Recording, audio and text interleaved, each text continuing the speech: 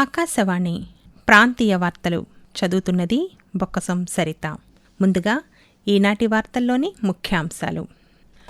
రాజధాని అమరావతిలో నిర్మాణ పనులు వేగంగా కొనసాగుతున్నాయని రాష్ట్ర పట్టణాభివృద్ధి శాఖ మంత్రి పొంగూరు నారాయణ తెలిపారు. రాష్ట్రంలో వైద్య విద్యాభివృద్ధి, నాణ్యమైన వైద్య సేవల విస్తరణకు ప్రభుత్వం ప్రాధాన్యత ఇస్తోందని మంత్రి వై సత్యకుమార్ యాదవ్ పేర్కొన్నారు. కొత్త వాహనాల శాశ్వత రిజిస్ట్రేషన్ ప్రక్రియను 24 గంటల్లో పూర్తి చేసేలా చర్యలు తీసుకుంటున్నామని రవాణా శాఖ మంత్రి ఎం రాంప్రసాద్ రెడ్డి వెల్లడించారు. రాష్ట్రంలో సాహస పర్యాటకాన్ని ప్రభుత్వం ప్రోత్సహిస్తోందని పర్యాటక శాఖ మంత్రి కందుల దుర్గేష్ అన్నారు. ఇక వార్తలోని వివరాలు. రాజధాని అమరావతిలో నిర్మాణ పనులు వేగంగా కొనసాగుతున్నాయని రాష్ట్ర పట్టణాభివృద్ధి శాఖ మంత్రి పొంగూరు నారాయణ తెలిపారు. రాజధానిలో నిర్మాణంలో ఉన్న ఎమ్మెల్యే, ఎమ్మెల్సీ భవన సముదాయాలను అధికారులతో కలిసి మంత్రి ఈరోజు పరిశీలించారు. ఈ సందర్భంగా నారాయణ మాట్లాడుతూ, అమరావతి రాజధాని నిర్మాణం కోసం భూమి ఇచ్చిన రైతులకు ప్లాట్ల కేటాయింపును పూర్తిగా లాటరీ విధానం ద్వారానే పారదర్శకంగా నిర్వహించామని తెలిపారు. ప్రజా ప్రతినిధుల భవనాల నిర్మాణాలను పూర్తి చేసి త్వరలో అందుబాటులోనికి తీసుకువస్తామని మంత్రి తెలియజేస్తూ, అధికారుల కోసం 4026 భవనాలు కన్స్ట్రక్షన్ లో ఉన్నాయి. అందులో ఎమ్మెల్యేలు, ఎమ్మెల్సీలకి 12 టవర్లు. ఇవాళ యాక్చువల్ గా ఎమ్మెల్యేలు, ఎమ్మెల్సీ టవర్ చుట్టూ వచ్చాం. ఇవైతే దాదాపు పూర్తి అయిపోయింది. ఎమ్మెల్యేలు అయితే ఒక వారంలో హ్యాండ్ ఓవర్ చేస్తా ఉన్నారు. ఎమ్మెల్సీది కూడా బహుశా ఇంకొక 15 రోజులు, 20 రోజులు, అంటే ఓన్లీ కబోర్డ్ వర్క్ జరుగుతుంది. మొత్తం అయిపోయింది. అది కూడా హ్యాండ్ ఓవర్ చేస్తారు. ఐఏఎస్ ఆఫీసర్లకు కావచ్చు, ఐపీఎస్ ఆఫీసర్లకు కావచ్చు, మినిస్టర్లకు కావచ్చు, బంగాళాలు కూడా ఫైనల్ స్టేజ్కి వచ్చినాయి. ఇవన్నీ వాటిని కూడా ఈ మంత్ ఎన్ని కొన్ని ఇస్తా ఉన్నారు, నెక్స్ట్ మంత్ ఎన్ని కొన్ని ఇస్తా ఉన్నారు. ఈ గ్రూప్ 1, గ్రూప్ 2, గ్రూప్ డి ఆ భవనాలు కూడా ఫైనల్ స్టేజ్కి వచ్చినాయి. ఇవన్నీ అవ్వగానే జిఐడికి హ్యాండ్ ఓవర్ చేస్తాం. వాళ్ళు అధికారులకి అలాట్ చేయడం జరుగుతుంది. రాష్ట్రంలో వైద్య విద్యాభివృద్ధి, నాణ్యమైన వైద్య సేవల విస్తరణకు ప్రభుత్వం ప్రత్యేక ప్రాధాన్యత ఇస్తోందని వైద్య ఆరోగ్య శాఖ మంత్రి వై సత్యకుమార్ యాదవ్ తెలిపారు. విజయవాడలో ప్రైవేటు వైద్య దంత కళాశాల సంఘ ప్రతినిధులు, వైద్య విద్య నిపుణులతో నిర్వహించిన రౌండ్ టేబుల్ సమావేశంలో మంత్రి ఈరోజు పాల్గొన్నారు. వైద్య విద్యలో ఆధునిక సాంకేతికత వినియోగం, విద్యార్థులకు మెరుగైన శిక్షణ, ఆసుపత్రుల్లో నాణ్యమైన వైద్య సేవల అందుబాటు, మౌలిక సదుపాయాల అభివృద్ధి వంటి అంశాలపై ఈ సమావేశంలో చర్చించారు. ఈ సందర్భంగా మంత్రి సత్యకుమార్ మాట్లాడుతూ, వైద్య విద్యార్థులకు అంతర్జాతీయ ప్రమాణాలకు అనుగుణంగా శిక్షణ అందేలా చర్యలు తీసుకుంటున్నామని తెలిపారు. ప్రభుత్వం, ప్రైవేటు వైద్య కళాశాలలు సమన్వయంతో పనిచేస్తే వైద్య రంగంలో మరింత పురోగతి సాధించవచ్చని మంత్రి అభిప్రాయం వ్యక్తం చేశారు. రాష్ట్రంలో కొత్త వాహనాల శాశ్వత రిజిస్ట్రేషన్ ప్రక్రియను ఇకపై 24 గంటల్లో పూర్తి చేసే విధంగా ప్రభుత్వం నిర్ణయం తీసుకుందని రాష్ట్ర రవాణా శాఖ మంత్రి మండిపల్లి రాంప్రసాద్ రెడ్డి ఈరోజు ఒక ప్రకటనలో వెల్లడించారు. డీలర్ వద్ద తాత్కాలిక రిజిస్ట్రేషన్ చేసిన వాహనానికి 24 గంటల్లోనే శాశ్వత రిజిస్ట్రేషన్, వాహన నెంబర్ కేటాయింపు పూర్తి చేసేలా చర్యలు తీసుకుంటున్నామని వెల్లడించారు. నిర్దేశిత గడువులో అధికారులు స్పందించకపోయినా దరఖాస్తుల ఆమోదం పొందే విధానాన్ని కూడా అమలు చేస్తున్నామని పేర్కొన్నారు. సెలవు రోజుల్లో కూడా ఆన్లైన్ ద్వారా ఆమోద ప్రక్రియ కొనసాగుతుందని చెప్పారు.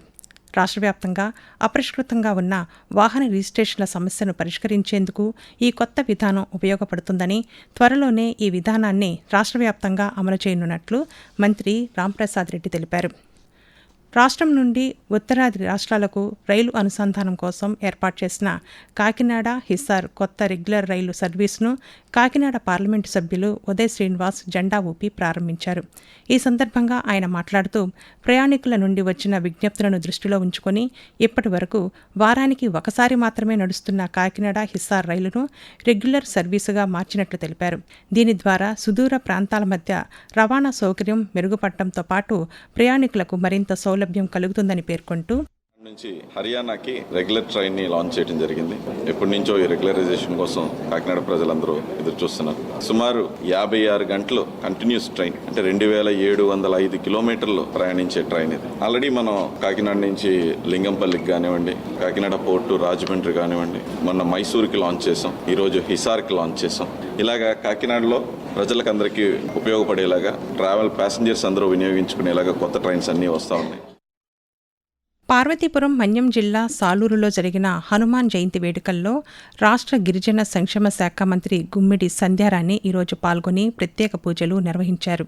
సాలూరులోని అభయ ఆంజనేయ స్వామి ఆలయాన్ని సందర్శించిన మంత్రి ఆలయంలో జరిగిన కార్యక్రమాల్లో పాల్గొన్నారు. ఈ సందర్భంగా మంత్రి సంధ్యారాణి మాట్లాడుతూ ఆధ్యాత్మికత మానసిక ప్రశాంతతను, ధైర్యాన్ని ఇస్తుందని పేర్కొన్నారు. రాష్ట్ర ప్రజలందరూ సుభిక్షంగా ఉండాలని ఆంజనేయ స్వామిని ప్రార్థించినట్లు తెలిపారు. ఆకాశవాణి ప్రాంతీయ వార్తలు వింటున్నారు. రాష్ట్రంలో సాహస పర్యాటకాన్ని ప్రోత్సహించే దిశగా ప్రభుత్వం చర్యలు చేపడుతోందని పర్యాటక శాఖ మంత్రి కందుల దుర్గేష్ తెలిపారు. ఇందులో భాగంగా రాష్ట్రంలోని బాపట్ల జిల్లా సూర్యలంక బీచ్లో జెట్స్కీ రైడ్స్, వాటర్ స్పోర్ట్స్ సేవలను ఈరోజు ప్రారంభించనున్నట్లు ఒక ప్రకటనలో తెలిపారు.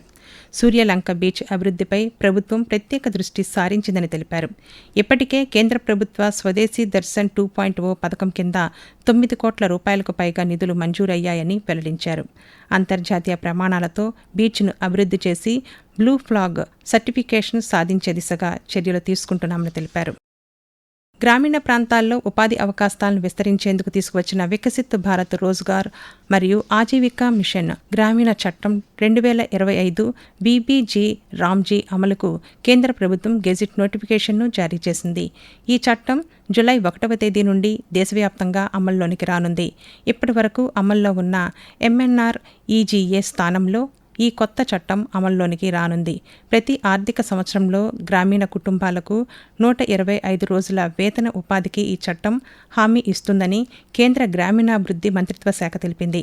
ఈ పథకం అమలుకు ప్రస్తుత ఆర్థిక సంవత్సరంలో 95,692 కోట్ల రూపాయలు కేటాయించామని పేర్కొంది.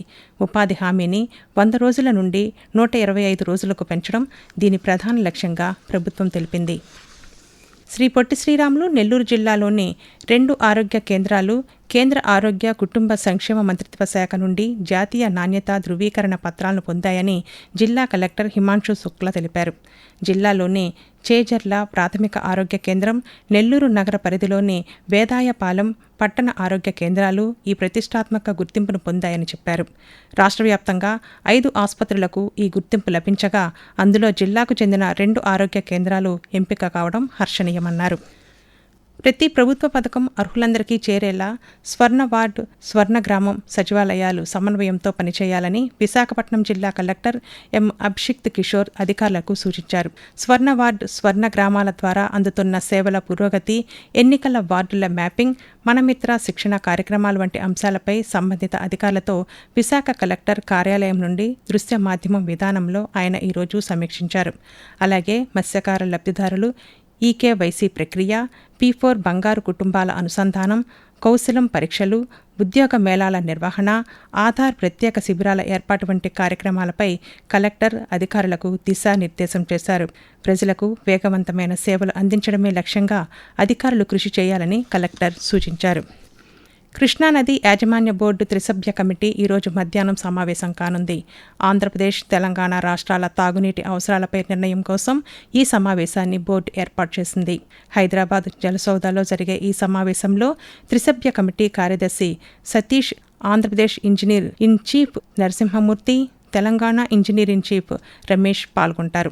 మే నెలాఖరు వరకు సాగర్ కుడి కాల్వ నుండి 10 టీఎంసీలు కావాలని ఆంధ్రప్రదేశ్ తెలిపింది. జులై వరకు శ్రీశైలం నుండి 5, సాగర్ నుండి 13 టీఎంసీలు కావాలని తెలంగాణ తెలిపింది. దీంతో 2 రాష్ట్రాల తాగునీటి అవసరాలపై చర్చించి కమిటీ ఈరోజు నిర్ణయం తీసుకోనుంది. వార్తలు ముగించే ముందు ముఖ్యాంశాలు మరోసారి.